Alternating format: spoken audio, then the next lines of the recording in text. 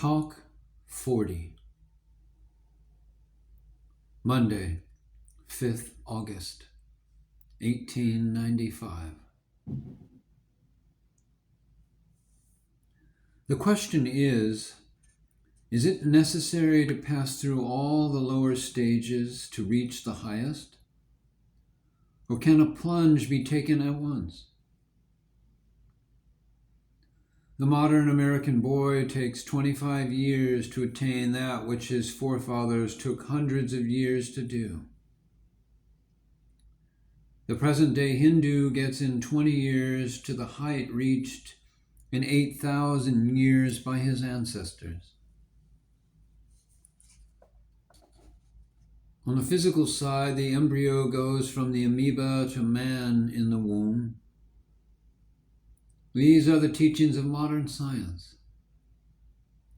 But Vedanta goes further and tells us that we are not only to live life of all past humanity, but also the future life of all humanity. The man who does the first is the educated man.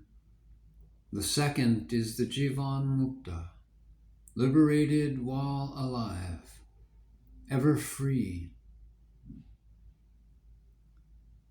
Time is merely the measure of our thoughts, and thought being inconceivably swift, there is no limit to the speed with which we can live the life ahead. So it cannot be stated how long it would take to live all future life. It might be in a second, or it might take 50 lifetimes. It depends on the intensity of the desire. The teaching must therefore be modified according to the needs of the taught. The consuming fire is ready for all. Even water and chunks of ice quickly consume. Fire a mass of birdshot, one at least will strike. Give a man a whole museum of truth, he will at once take what is suited to him. Past lives have molded our tendencies. Give to the taught in accordance with his tendency. Intellectual, mystical, devotional, practical. Make one the basis, but teach the others with it. Intellect must be balanced with love, the mystical nature with reason, while practice must form part of every method. Take every one where he stands and push him forward. Religious teaching must always be constructive, not destructive. Each tendency shows the life work of the past, the line or radius along which that man must move. And all radii lead to the center. Never even attempt to disturb anyone's tendencies. To do that puts back both teacher and taught. When you teach jnana, true knowledge, you must become a jnani and stand mentally exactly where the taught stands. Similarly, in every other yoga, develop every faculty as if it were the only one possessed. This is the true secret of all so-called harmonious developments. That is, get extensity with intensity, but not at its expense. We are infinite. There is no limitation in us. We can be as intense as the most devoted Mohammedan and as broad as the most roaring atheist. The way to do this is not to put the mind on any one subject, but to develop and control the mind itself. and you can turn it on any side you choose. Thus you keep the intensity and extensity. Feel jnana as if it were all there was. Then do the same with bhakti, with raja, and with karma. Give up the waves and go to the ocean, and you can have the waves as you please. Control the lake of your mind, else you cannot understand the lake of another's mind. The true teacher is one who can throw his whole force into the tendency of the taught. Without real sympathy, we can never teach well. Give up the notion that man is a responsible being. Only the perfect man is responsible. The ignorant have drunk deep of the cup of delusion and are not sane. You who know must have infinite patience with these. Have nothing but love for them and find out the dis-ease that has made them see the world in a wrong light.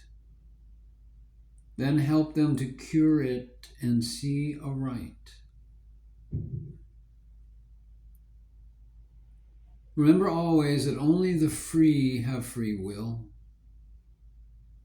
All the rest are in bondage and are not responsible for what they do. Will as will is bound. The water, when melting on the top of the Himalayas, is free, but becoming the river, it is bound by the banks. Yet the original impetus carries it to the sea, and it regains its freedom.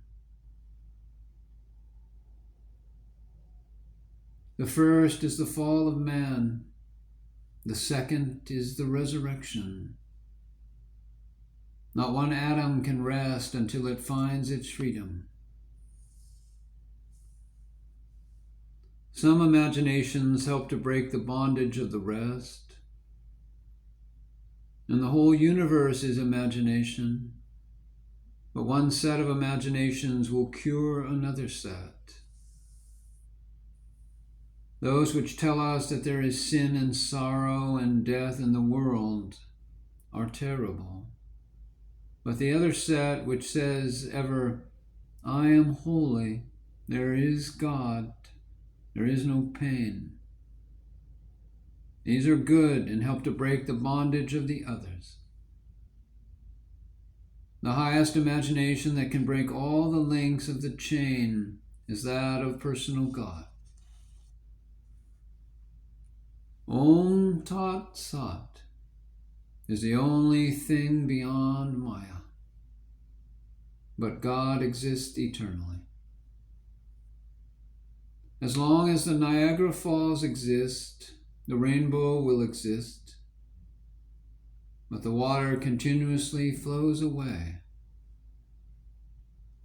The falls are the universe, and the rainbow is the personal God, and both are eternal.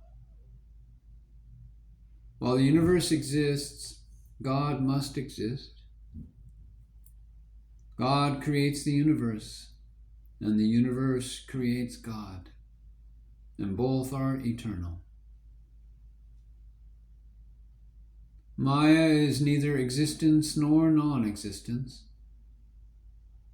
Both the Niagara Falls and the rainbow are eternally changeable. Brahman seen through Maya.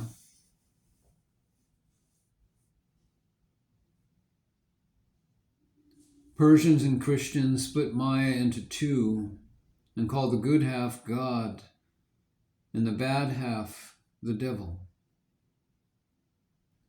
Vedanta takes Maya as a whole and recognizes a unity beyond it, Brahman.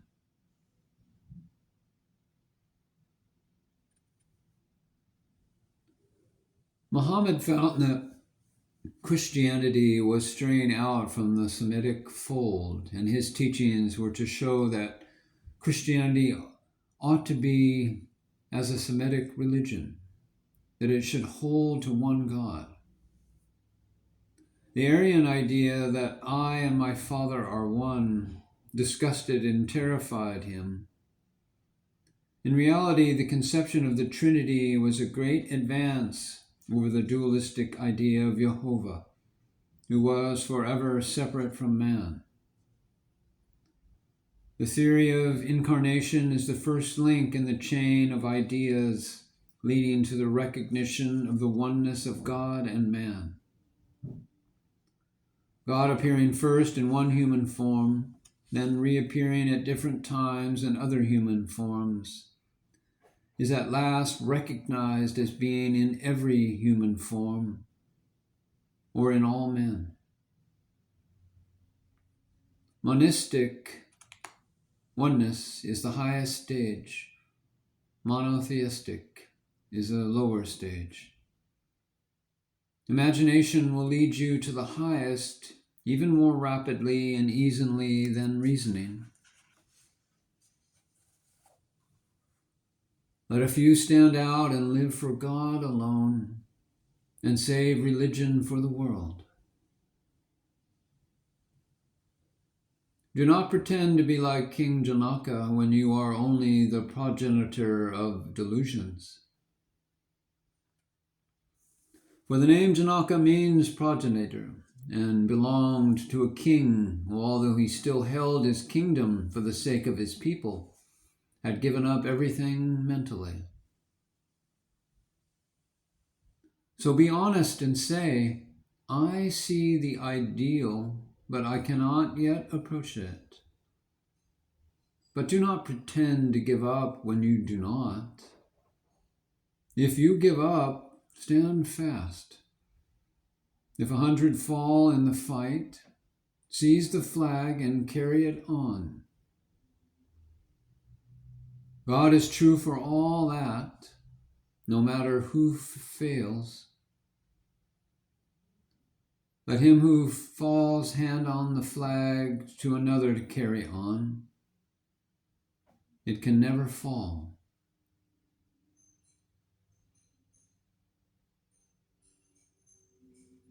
When I am washed and clean, why shall impurity be added unto me?